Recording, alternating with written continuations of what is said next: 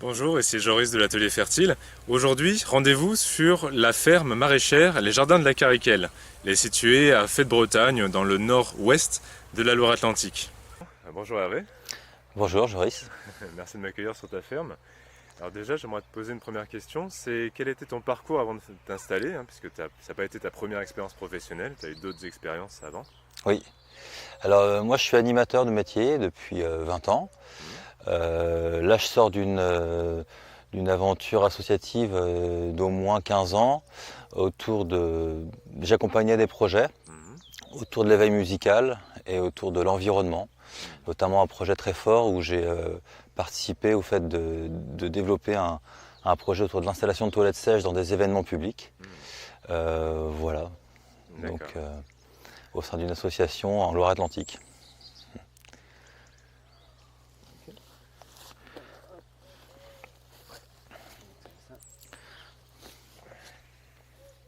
Ok, et qu'est-ce qui t'a motivé par la suite à te lancer dans ce projet qu'est-ce qui t'a amené un jour à te dire, je vais me lancer dans un projet agricole?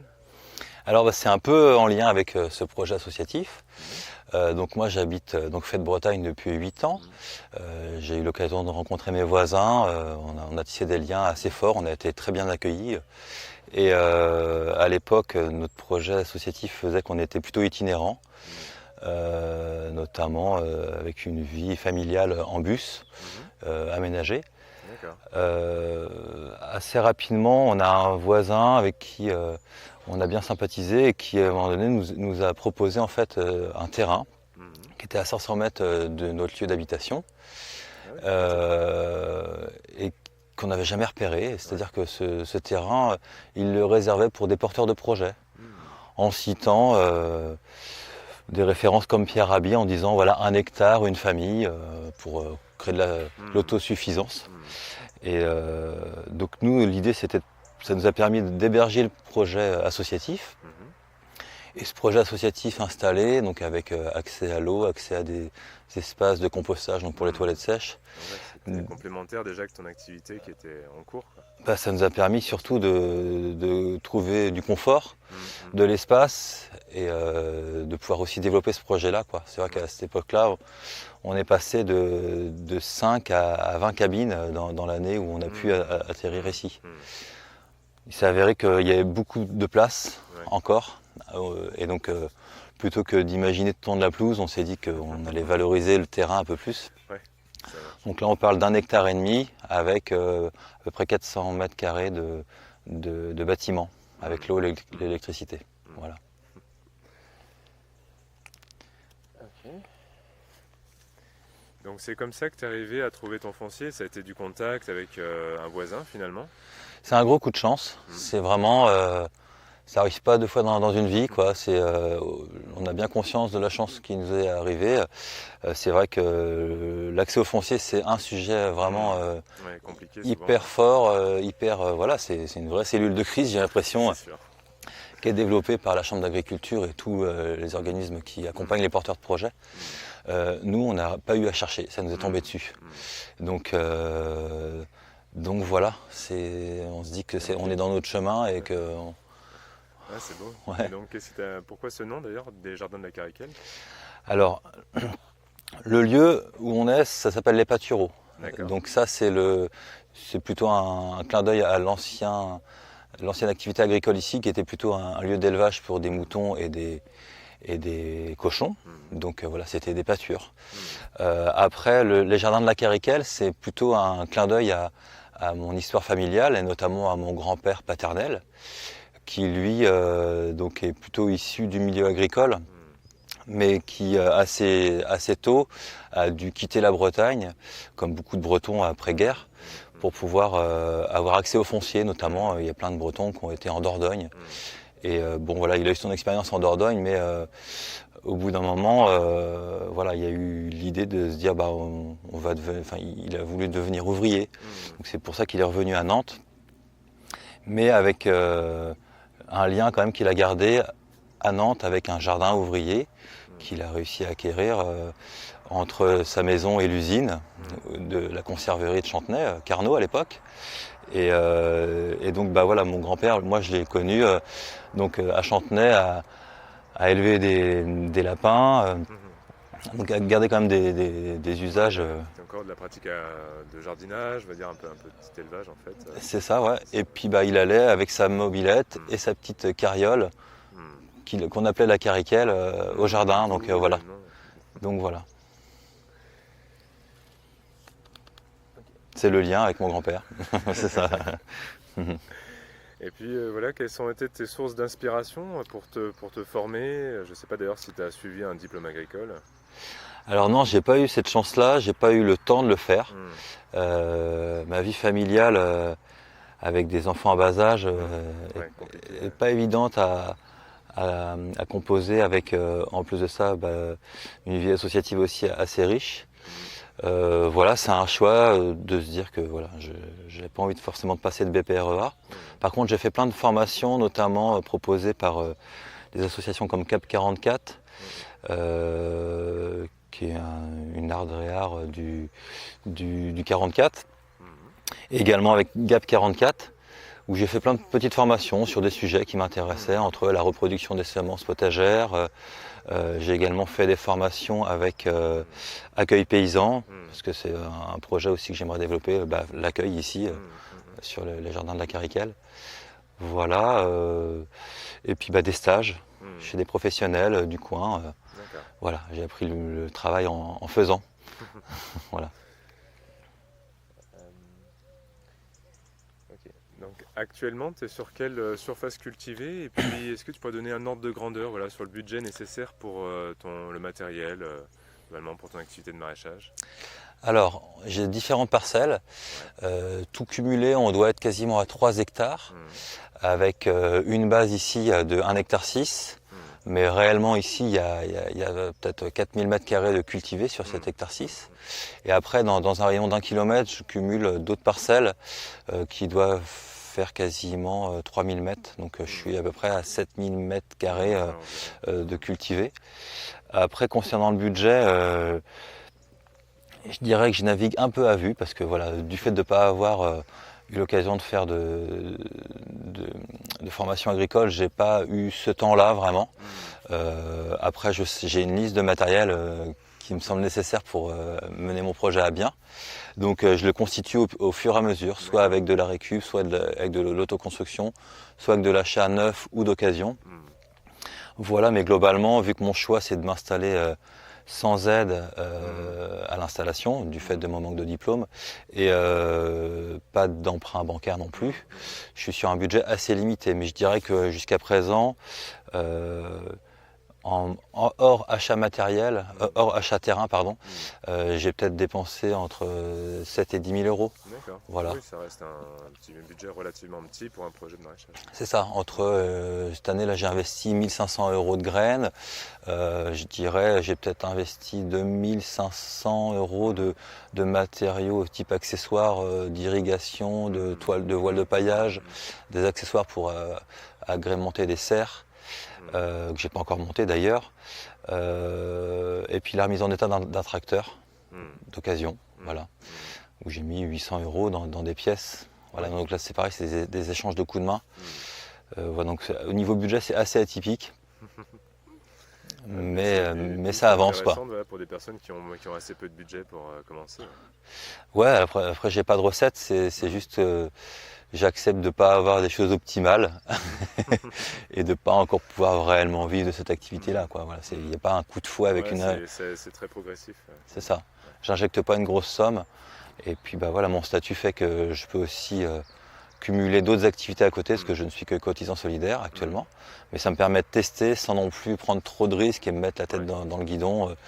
Et voilà, mes enfants sont toujours en bas âge. Donc je vais prendre le temps. Bien sûr. Voilà. Ok, maintenant c'est quoi ton ou tes activités d'ailleurs actuellement? Alors actuellement, je suis en train de faire du désherbage. J'entretiens ce que j'ai déjà mis en place. Ouais. Voilà, c'est un des gros postes généralement sur les travaux au maraîchage. C'est ça, voilà. Ouais. Donc désherbage des carottes, désherbage des poireaux. Je suis aussi sur le début de la récolte. Ouais. À savoir que je commence aussi à avoir des débouchés de commercialisation. Donc Donc voilà, après je vais prendre un peu plus de temps là-dessus parce que j'ai mis un peu de temps à avoir un logo, donc tout simplement pour pouvoir démarcher Hmm. et trouver Ouais, écouler mes c'est produits, quoi. important, ouais, pour avoir ton image commerciale. Est-ce que Oui. jusqu'ici, tu as écoulé via quel mode Alors là, j'ai eu dans un premier temps uniquement des salades. D'accord. Donc les salades, c'était plutôt, je me suis fixé sur plutôt des commerçants qui proposent des sandwichs, donc pour Hmm. mettre des salades dans les Ouais, sandwichs. ouais.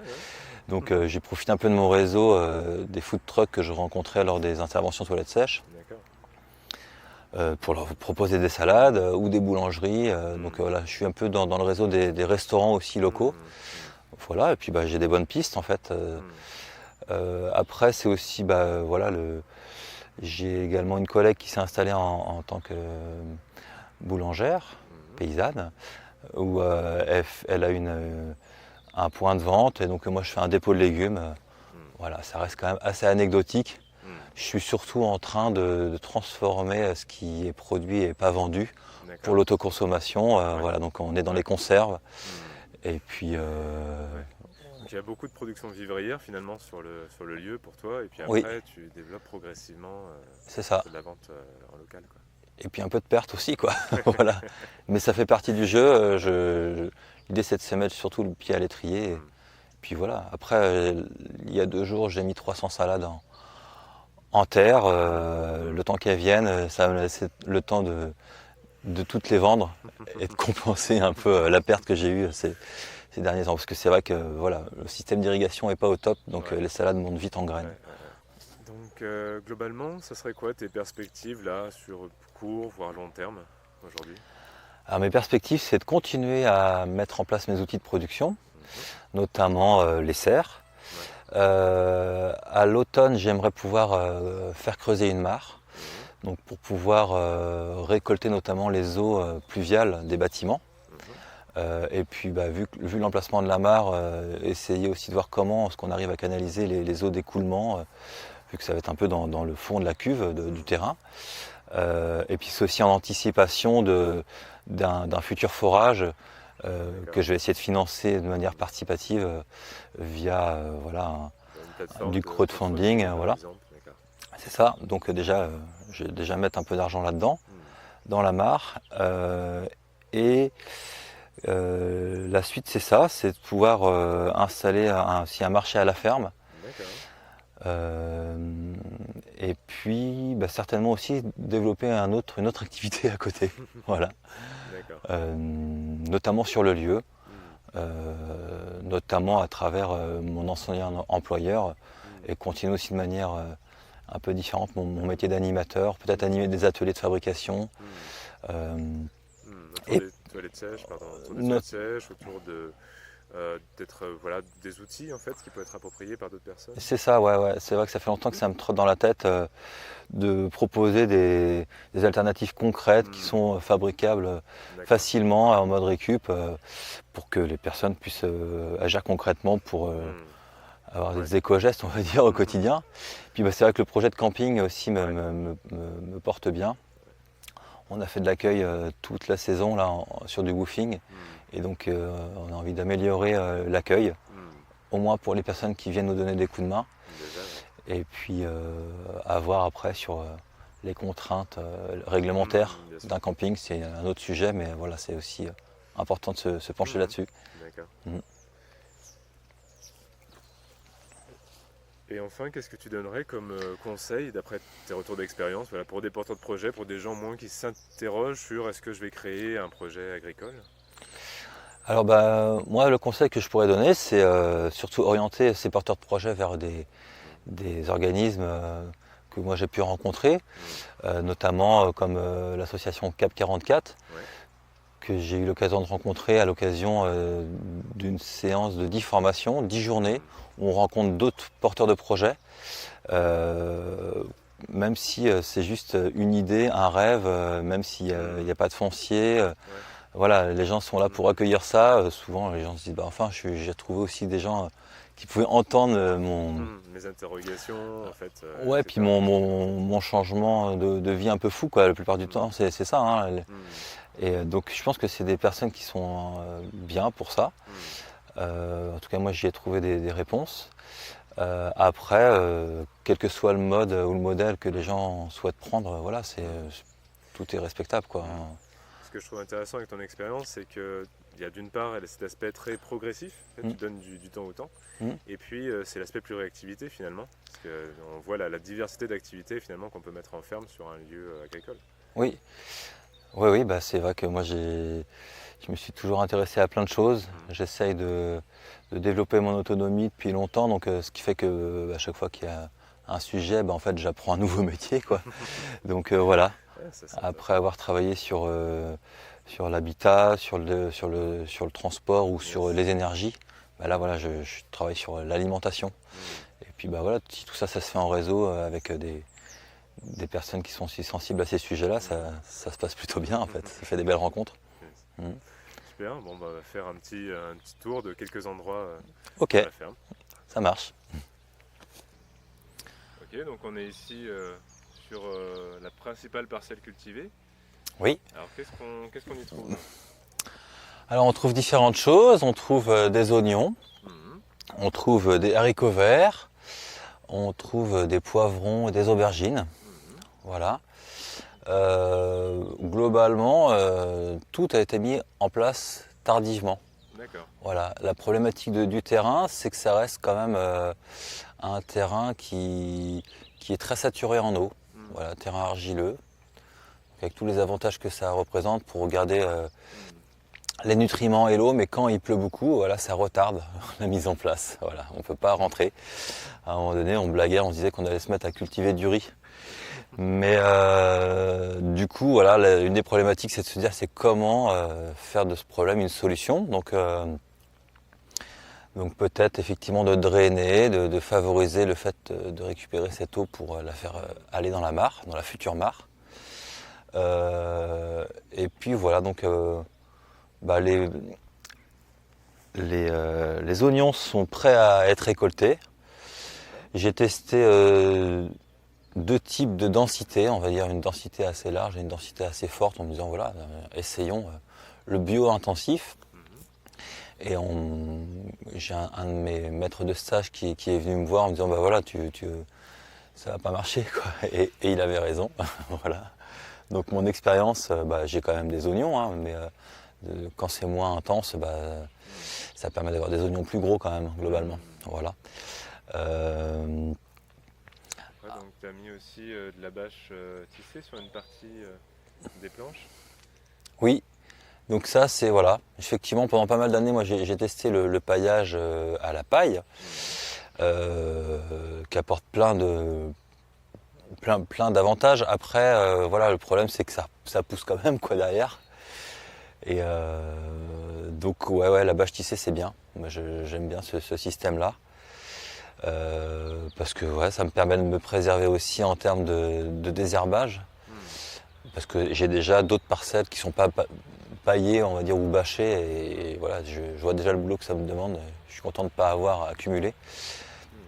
Ouais, ça va permettre d'apporter plus de chaleur pour les cultures, puis l'eau peut s'infiltrer quand même. Voilà, c'est pas de la bâche hermétique noire agricole, là c'est vraiment une bâche qui laisse passer l'eau, effectivement. Voilà, après bah, les haricots verts qui commencent à donner, pareil, ils ont été mis un peu en retard. Je les ai fait un peu souffrir aussi. Donc par manque de temps, hein, on court toujours après le temps. Et puis bah là surtout j'ai des poireaux en fait, j'ai mis 6000 poireaux, je suis assez content. C'est la culture que j'ai réussi à mettre en place au bon moment. On les a mis en place le lendemain de les avoir reçus, avec un tracteur récemment rénové, avec la bonne planteuse qu'il fallait bien, avec le nombre de personnes qu'il fallait, c'était pile poil. Tu m'as dit on avait quoi, 6000 poireaux? 6000 poireaux. Ouais. Voilà, donc il restait 1500 poireaux qu'on n'a pas pu faire ce jour-là, donc on leur a fait attendre une semaine. On a bien senti qu'ils n'avaient pas trop aimé la blague. Mais globalement, ils se défendent bien. L'an dernier, voilà, j'ai testé 2000 poireaux et je les ai tous perdus, quoi. J'ai pas fait les choses dans le bon ordre. Et donc, mais globalement, ça va. On pareil les pommes de terre, hein. J'étais très tard sur les pommes de terre. C'est pas plus mal cette année où il y a eu beaucoup de mildiou d'ailleurs. Et je crois que c'est pas mal aussi pour moi, effectivement. Voilà, maintenant tout ça, toute ma problématique maintenant, c'est de savoir comment je vais réussir à buter tout ça, aussi bien les poireaux que les pommes de terre, parce que j'ai fait des essais au motoculteur, je suis pas hyper fort alors, en termes de maniabilité, j'ai l'impression de rouler sur les poireaux, de mal viser, ça reste quand même compliqué. Même avec un tracteur, je suis pas très à l'aise non plus sur une action de binage avec le tracteur. Voilà, faut bien viser. Je sais pas, là il y a un truc qui me manque. J'attends d'avoir des conseils. Et Est-ce que tu as envisagé de faire développer de la pomme de terre sous une botte de paille par exemple? Alors j'ai fait ça. J'ai une autre parcelle qu'on ne voit pas ici, où j'ai fait ça effectivement sous botte de paille. Ça fonctionne, hein, ça fonctionne. Ou sur des bâches aussi noires, pour le coup les bonnes vieilles bâches agricoles noires, notamment en me disant là j'ouvre des parcelles, mais en général quand on met des pommes de terre dans des parcelles c'est bien, ça aère le terrain mais ça amène le topin, donc le fait de se dire je mets ça plutôt en surface, ça peut réduire un peu ce risque du topin. Voilà, donc de toute façon globalement là on est au mois d'août, moi je vais attendre fin septembre, début octobre pour voir un peu le résultat de toutes ces expériences. On est ici au niveau de ton poulailler, enfin un petit poulailler. Oui. Alors, dans mon idée principale, j'avais envie de faire des œufs. J'avais envie de développer effectivement une activité de poule pondeuse. Le stage que j'ai fait à Barret m'a permis de faire le tri un peu dans cette idée-là, et notamment sur le fait que voilà, quand on veut développer une activité de poule pondeuse, si on veut dégager un peu de revenus, il faut produire la nourriture qu'on va donner aux poules. Donc tous les grains, notamment toutes les céréales, c'est Ouais. une partie importante de leur ration. C'est ça, céréales et légumineuses. Donc ce qui implique d'avoir de la terre et d'avoir le matériel pour assumer ces cultures-là au niveau mécanique. Ce qui n'est pas mon cas. Donc en fait assez rapidement, je me suis dit bon, je vais me concentrer sur le maraîchage. Mais ce qui ne m'a pas empêché d'avoir des poules. Voilà. Donc là on entend le coq qui joue son rôle d'alarme, de sirène. Exactement, là tu es sur 6 poules là, actuellement je crois. J'ai 6 poules, j'ai 2 coqs. Donc il y a ce coq qui est là, puis c'est son copain qui est dans un autre lieu. Globalement, l'idée c'était de faire un poulailler mobile pour essayer de voir comment est-ce que les poules pouvaient préparer un terrain avant d'être cultivées. Bon, là il y en a que 6, mais quand j'ai entamé ce processus-là, il y avait 19 poules, donc ça semblait être plus réaliste. L'idée aussi c'est que ce dispositif est mobile, certes léger, mais en fait quand même on n'a pas le temps de déplacer ça régulièrement, c'est pas du tout opérationnel. Donc de toute façon l'intérêt c'est que je vais pouvoir le redéplacer et notamment le rapprocher de ma zone où je prépare les légumes, où je les nettoie, pour que toute la partie surplus, ou la perte, voilà, que je puisse avoir moins de distance à parcourir pour aller amener ça aux poules. Donc voilà, et puis globalement maintenant que j'ai de quoi transporter des choses avec un tracteur, je pense que je vais en fabriquer un de A à Z, un plateau sur roulette, un vrai poulailler mobile, un peu plus lourd finalement, mais peut-être plus maniable en termes de déplacement, quoi. Voilà. Nous voilà maintenant dans ton atelier, Ouais. Atelier de lutherie sauvage d'ailleurs on peut lire. Oui, alors ça c'est un lettrage qui date d'une action qu'on a pu mettre en place avec l'association de toilettes sèches. C'est un peu compliqué à expliquer, mais on a mis en lien le fait de pouvoir produire des calebasses avec la matière organique des toilettes sèches. Les calebasses qui nous ont permis de faire des instruments de musique, piano à pouce, et sur un événement où il y avait déjà des toilettes sèches.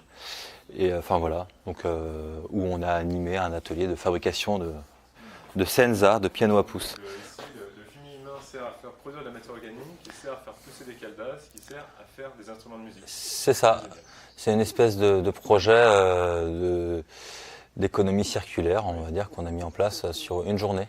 Ah ouais, tout à fait. Ici, bah, en fait, c'est un peu le bazar, mais ça traduit bien l'activité du lieu, à savoir on peut aussi bien faire de la peinture, de la mécanique, de la tuyauterie, travailler le métal, le bois surtout, notamment parce que c'est le lieu où on fabrique et où on entretient les cabines de toilettes sèches.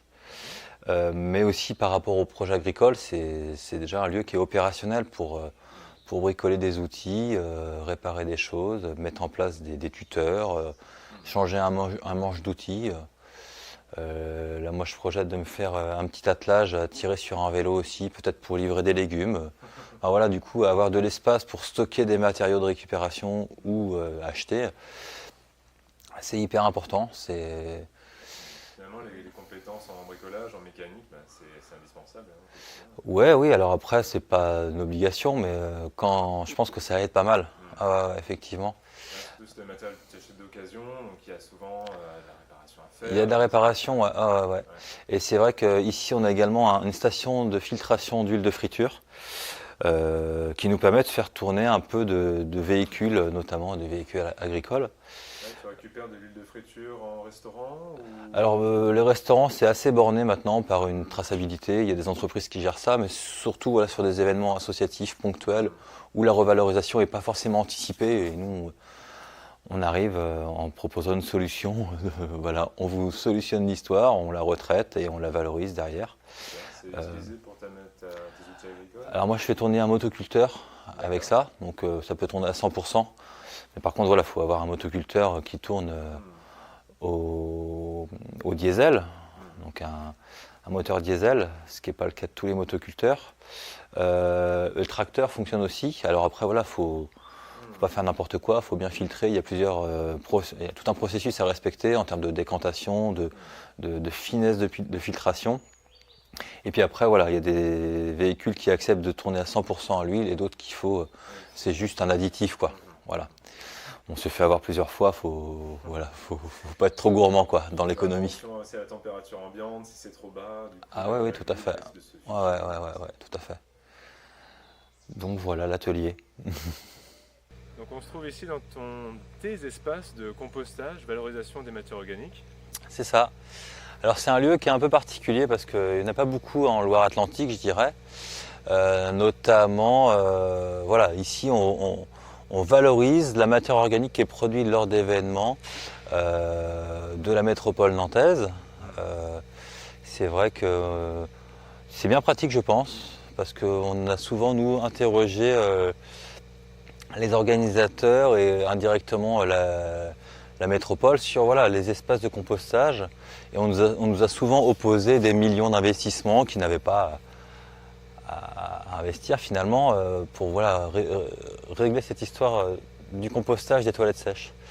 Donc bah, du coup ça se fait ici sur un espace privé avec pas du tout de millions d'euros d'investissement, mais plutôt de la palette, plutôt de la tôle. Voilà. On commence ici par avoir effectivement tes bennes qui arrivent directement des toilettes sèches. Alors voilà, ici c'est plutôt des poubelles noires de 50 litres dans lesquelles on a voilà, de la matière organique, donc des excréments, de l'urine, du papier toilette et de la sciure de bois.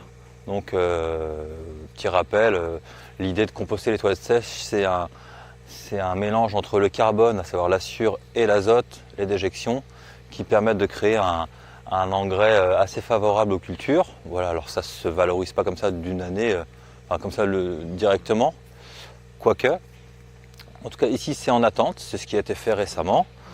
On attend qu'il y ait suffisamment de monde pour venir faire ce chantier de compostage. Ici ça a été fait en avril-mai, donc voilà, il y a déjà des courges qui ont pris leur place, parce que voilà, on essaye aussi d'équilibrer le compostage, c'est-à-dire qu'on n'a pas forcément que des toilettes sèches, on a aussi de la tonte de pelouse, on a aussi de la paille et du crottin de cheval, et aussi des invendus, de la biocope ou des légumes avec des graines. Donc forcément, les graines, elles adorent, quoi, surtout les courges.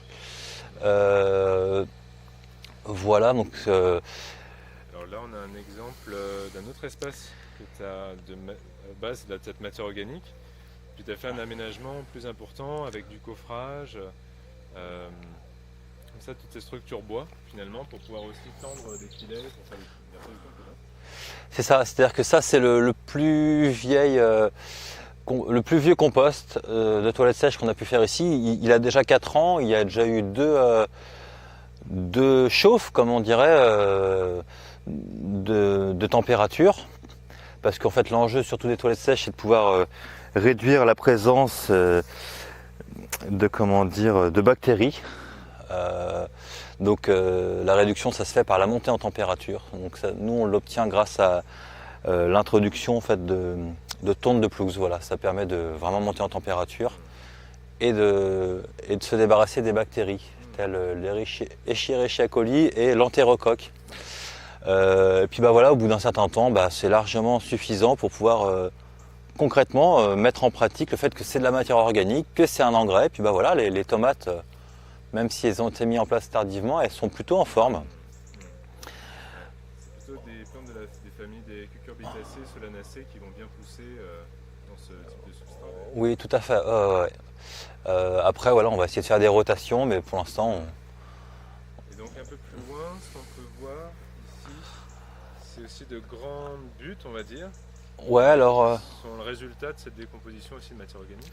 c'est ça. C'est-à-dire que là, ça c'est l'étape intermédiaire entre les premiers composts qu'on a vus qui sont tout jeunes et celui-ci qui est assez vieux. Ceux-là, voilà, sont encore. Il y a déjà eu une première chauffe, mais vu qu'on utilise de la sciure de bois issue d'un bois qui s'appelle le Douglas et qui est réputé pour faire en sorte que les maisons qui sont faites en Douglas n'ont pas besoin d'être traitées. Parce que les bêtes ne vont pas dans le Douglas, mais nous on a besoin que les bêtes viennent dans le compost. Donc en fait ça mérite c'est un peu paradoxal, mais voilà, c'est le type de sciure qu'on trouve en quantité. C'est pour ça qu'on fait une deuxième chauffe. Donc ces composts-là, on va les rediviser en deux, on va les remettre en chauffe et puis on va essayer de trouver d'autres matières azotées parce que en fait, c'est trop carboné le compost de toilette sèche pour pouvoir vraiment créer une vraie fertilité dans ce compost-là. Et puis voilà, essayer de créer des aménagements avec des coffrages en bois, que ça participe au design du lieu, dans le sens où là on composte à l'endroit où on a envie que ça reste, quoi, pour aussi se préserver du transport ou du déplacement de volume assez important finalement, quoi. Merci Hervé pour cette visite des jardins de la Cariquelle. On peut retrouver ton association sur les toilettes sèches, tout ça, sur un blog WordPress qui s'appelle Ulzi Compagnie. Voilà, c'est ça. Qui est un petit peu ancien, mais qui résume en gros les activités qui ont eu lieu, parce que finalement l'association est volontairement en retrait, on va dire, même si les toilettes sèches continuent, mais toute la partie éveil musical, c'est vraiment très anecdotique.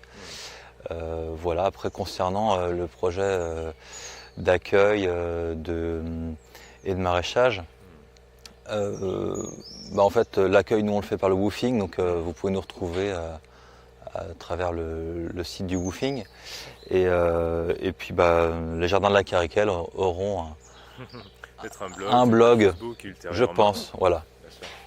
Bon, je vous mets le lien vers ce blog en dessous de la vidéo. Après voilà, si vous voulez retrouver les prochaines vidéos de l'atelier fertile, bien sûr, vous pouvez vous abonner à l'aide d'informations sur atelierfertile.com. À bientôt. Au revoir.